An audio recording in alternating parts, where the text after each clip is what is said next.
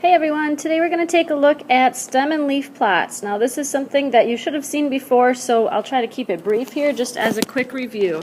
Remember that stem and leaf plots are a way to display your data set. It displays all the numbers, and it can also give you a really good idea about how all the numbers that you're trying to display are distributed. So the stem, so the left column, represents all the digits except for the last one, and typically ours that'll be representative of the tens digit because we typically are working with two-digit numbers. And then the leaf, the right column, represents the last digit of each number, and again for us it's usually the ones column. So here's how you make a stem and leaf plot, and if you are sure that you already know how to do this, you do not need to write this down. But if this is a little unfamiliar to you, make sure you have this copied in your notes so you can use it on your homework. First, put the numbers in numerical order, so in order from least to greatest. Second step, you want to write the tens digit in the left column and write the ones digit in the right column, or the leaf.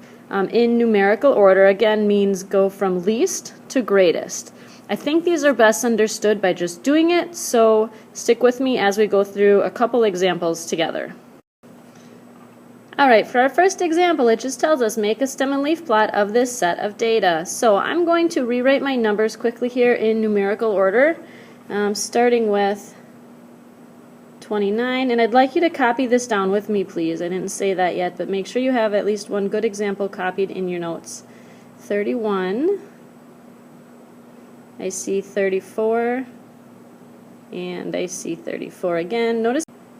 Notice how I'm kind of crossing them out as I go. That helps me keep track of which ones I have used and which ones I haven't used, and I don't miss any at the end. Okay, 34, 37, 38, then I see, what do I see here? 41 down at the bottom, 42, and 43, 44, and my last one, 52. Just enough room. Okay, now I'm going to make my stem and leaf plot by looking at what numbers do I have in my tens column and what do I have in my ones column. So first I see that I've got some numbers in the 20s, so I'm going to put 2 over here. I see some numbers in the 30s. I see some numbers in the 40s and in the 50s. Alright, so now we've got our leading digits recorded, and notice like I've got a lot of numbers in the 30s, but I'm only putting the 3 down one time because what we do here now is we just start listing out all the numbers that are in the ones place. So I've got 29, and then I've got 31, 34, 34, 34, so that's this one, and this one. Then I've got 37 and 38. And that's it for my 30s. Now I'm going down to my 40s. I see 41, 42, 43, and 44. And then my final row, I've got 52. Alright, so just so you can see here how I'm reading this, this is 29, 31, 34, 34, 34. So this leading digit goes with all of the ones over in the leaf. Alright? Now I can tell a few things by looking at this stem and leaf plot. I can tell most of my numbers fall in the 30s. I can easily see my range of numbers here. Remember, the range is the spread from the highest number to the lowest number. So I know my biggest number is 52 and my lowest number is 29, and so I can find my range by subtracting those. And 29, let's see, 39, 49 is 23 here, and I can see that pretty easily by looking at my stem and leaf plot, and that wasn't as clear to me if I had just seen the numbers written out like that. I can also see the mode. Remember, the mode is the one that occurs the most often. I see 34, 34, 34. That's really easy for me to spot in a stem and leaf plot.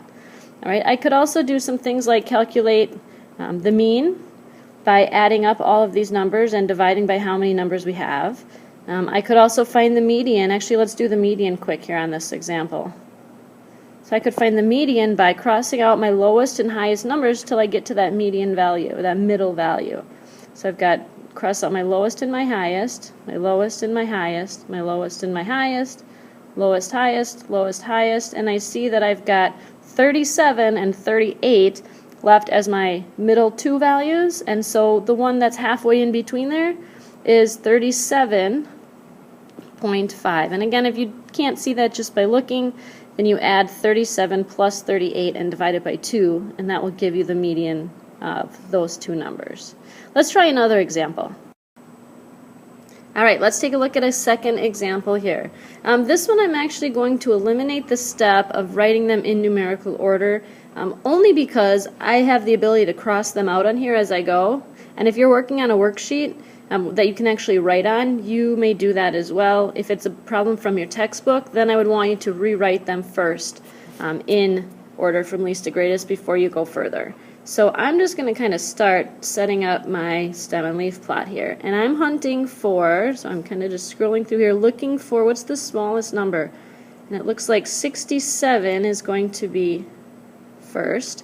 And that's the only number in the 60s up here that I can see. So I can put that in right away. 6, 7, I'm done with 60s. Now I'm going to go into my 70s. And let's see, I've got 79, 79, 76. 76 is going to be my next smallest number, so I'm going to do 76. And then I come back and I see I've got these two in the 70s. So I've got 79 and 79. Done with those. Moving on to my 80s. Let's see, 1, 2, 3, 4, 5, 6, 7 numbers in the 80s. So my lowest one is 80. I put my 0 there, and then I see I have 81, 82. Notice as I'm writing my numbers, you guys, I'm lining them up right below the numbers above it. It really helps to keep track of how many numbers show up in each of my rows, and it gives us a better picture of how the data is spread out.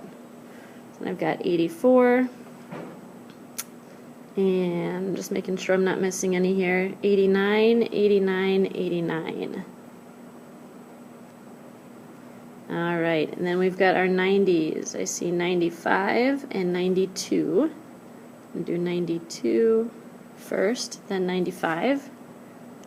Alright, and then we have 123. And now, remember, we only put our trailing, or our last digit, in the ones.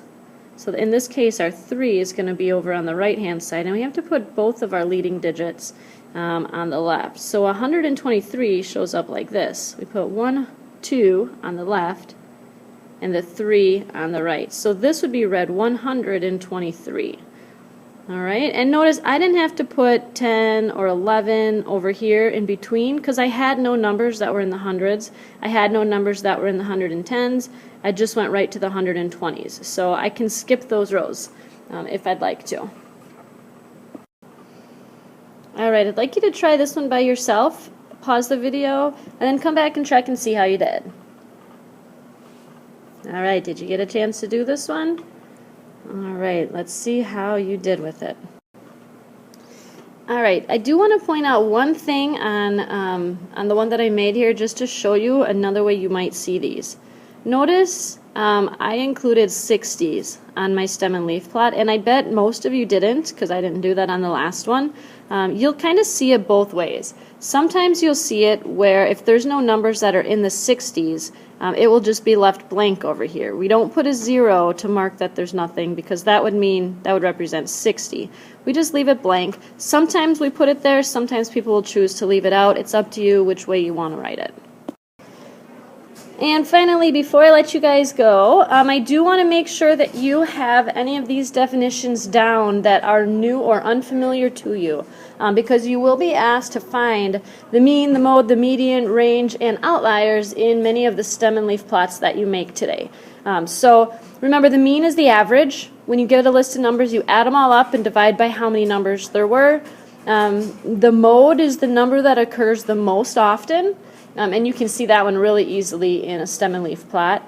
The median is the middle number when the numbers are written in order from least to greatest, or in numerical order.